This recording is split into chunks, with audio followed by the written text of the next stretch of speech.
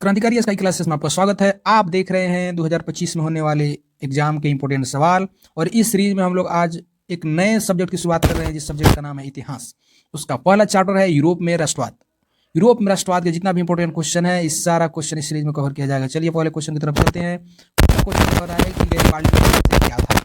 Garibaldi पेशे से क्या था, तो इसका सही आंसर होगा गैरिबाल्डी पेशे से नाविक था।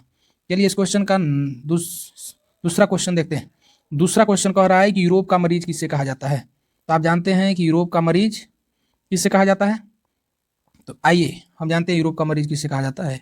तो यूरोप का मरीज कहा जाता है तुर्की को। किसको कहा जाता है? तुर्की को। लेकिन अगर आपसे पूछे कि एशिया का मरीज किसे कहा जाता है, तो एशिया का मरीज कहा जाता है, एशिया का मरीज आपको चीन को कहा जाता है। किसको कहा जाता है जी? चीन को कहा जाता है। याद रखिएगा, चीन को कहा जाता है एशिया का मरीज। चलिए 3 नंबर क्वेश्चन है, यंग यूरोप या यूरोप की स्थापना किसने किया।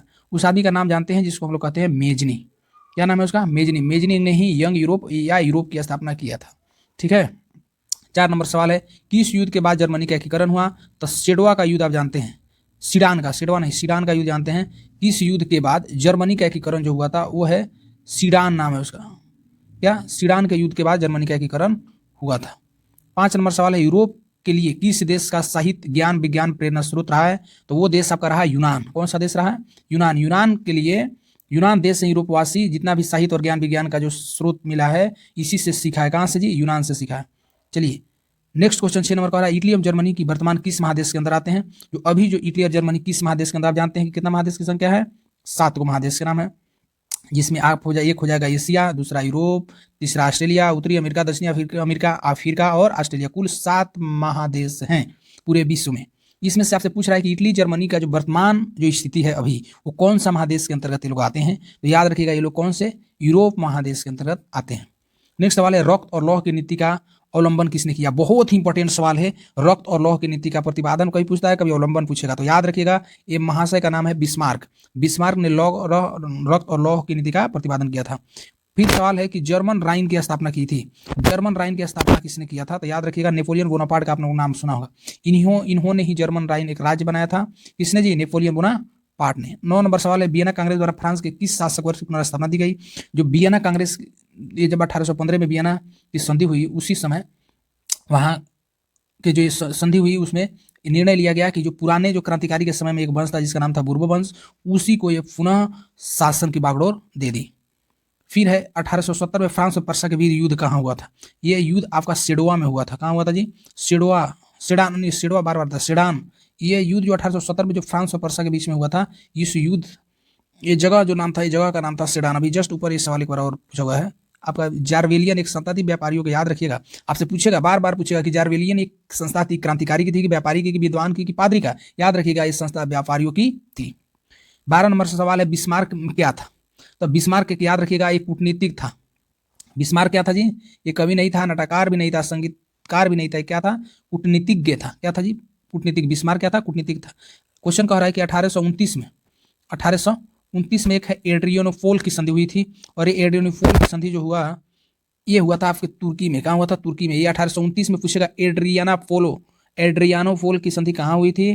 तो कहाँ हुई थी भाई? तुर्की में। ये भी सवाल पूछ सकता है कि कब हुई थी, तो 1829 में हुई थी।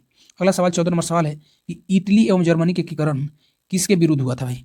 एक देश था ऑस्ट्रिया, इसी के चलते हुआ था, और इसी के विरुद्ध में जाकर हुआ था। इटली और जर्मनी के एकीकरण के विरुद्ध कौन था? ये इंग्लैंड भी साथ में था, रूस में भी था, प्रसा भी साथ था। एक ही देश था जो इसके विरुद्ध में खड़ा हुआ था, उसका नाम था ऑस्ट्रिया। ऑस्ट्रेलिया नहीं, ऑस्ट्रिया था। एक है फ्रैंकफर्ट की संधि, 1871 में हुआ। फ्रैंकफर्ट की संधि कब हुआ था जी? आपसे पूछेगा कि फ्रैंकफर्ट की संधि कब हुई थी। फ्रैंकफर्ट, याद रखिएगा, 1871 में हुआ था फ्रैंकफर्ट की संधि, 1871 में। 16 नंबर सवाल आपसे पूछ रहा है कि यूरोपवासियों के लिए, या जी यूरोपवासियों के लिए किस देश के साहित्य और ज्ञान विज्ञान का प्रेरणा स्रोत रहा। अभी सवाल आया था यूनान से। यूरोपवासी किस देश से ज्ञान और विज्ञान सीखा था। ये सारा सीखा हुआ था यूनान से। मेजनी का संबंध लाल सेना थे। आप लोग पहले से जानते हैं कि मेजनी का जो संगठन से पूछ रहा है तो कार्बोनरी होगा। मेजनी का संबंध किस संगठन से था, तो इस संगठन का नाम था कार्बोनरी, एक संस्था थी, उसी से इसका संबंध था। किसका? मेजनी का था। काउंट काबूर एक प्रकार का, पर ये काउंट काबूर के बारे में एक सवाल पूछा कि काउंट काबूर को विक्टर एनामुल ने कौन सा पद नियुक्त किया था।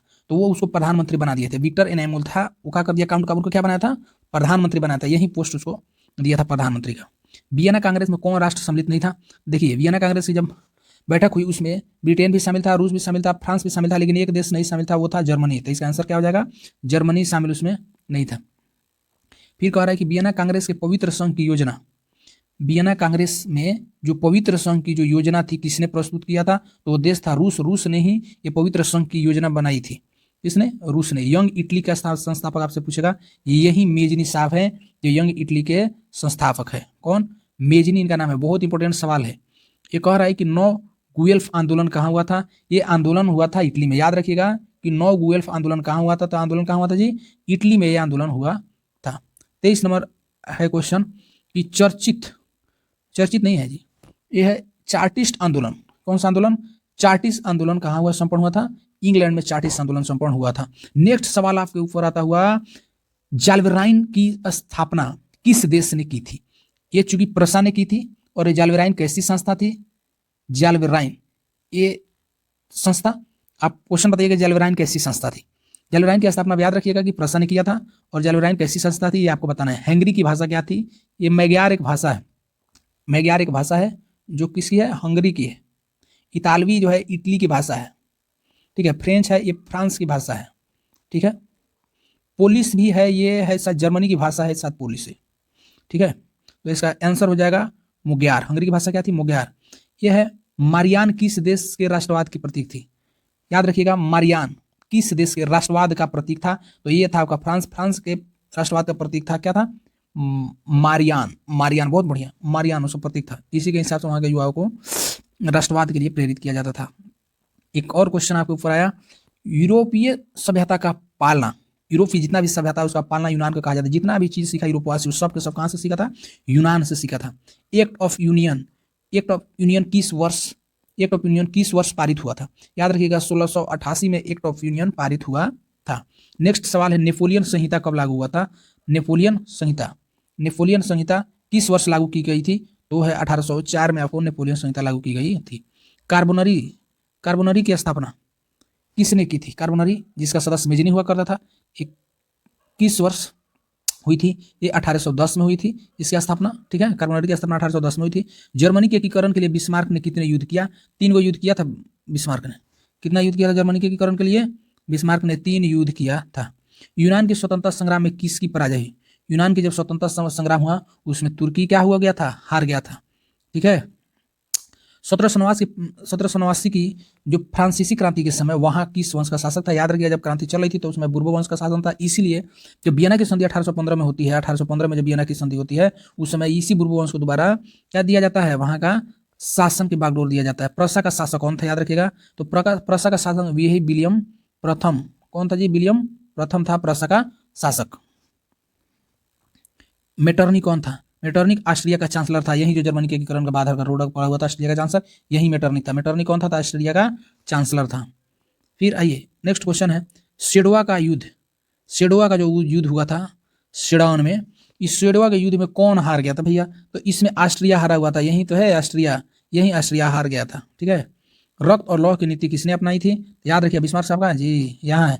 रक्त और लौह की नीति को बिस्मार्क ने अपनाया था। ये क्वेश्चन पहले भी आया हुआ। लाल कुर्ती का गठन किसने किया था? ये बहुत इंपॉर्टेंट सवाल है कि लाल कुर्ती का गठन किसने किया था? तो याद रखिएगा, इस कुर्ती का गठन किया था गैरी बाल्डी ने। लेकिन कहेगा कि रक्त और लौह की नीति, तो रक्त और लौह की नीति के बारे में पूछेगा, रक्त और लौह की नीति का, तो पूछेगा रक्त और लौह की नीति को कौन अपनाया था जी? ये अपनाया था बिस्मार्क ने। लेकिन कहेगा लाल कुर्ती का गठन, तो क्या होगा आंसर इसका? गैरी बाल्डी होगा। चलिए नेक्स्ट सवाल पर चलते हैं। कह रहा है कि जर्मनी और इटली एवं इटली के एकीकरण के समय फ्रांस का शासक कौन था? जब जर्मनी और इटली का एकीकरण जब हो रहा था उस समय फ्रांस का शासक था नेपोलियन थर्ड था फ्रांस का शासक, ठीक है। नेक्स्ट सवाल है, राष्ट्रवाद की अवधारणा का जन्म किस देश से माना जाता है? राष्ट्रवाद, ये कहाँ? फ्रांस से जी, फ्रांसीसी। राष्ट्रवाद की अवधारणा का जन्म किस घटना पूछ रहा है? देश कहता तो देश हो जाएगा फ्रांस, लेकिन राष्ट्रवाद की अवधारणा का जन्म कहेगा। ये पुनर्जागरण जब हुआ ना, तो पुनर्जागरण के बाद जनता में एकता की भावना और राष्ट्रवाद की भावना उत्पन्न हुई थी। नेक्स्ट क्वेश्चन है, सार्डिनिया पिडमाउंट का शासक कौन था?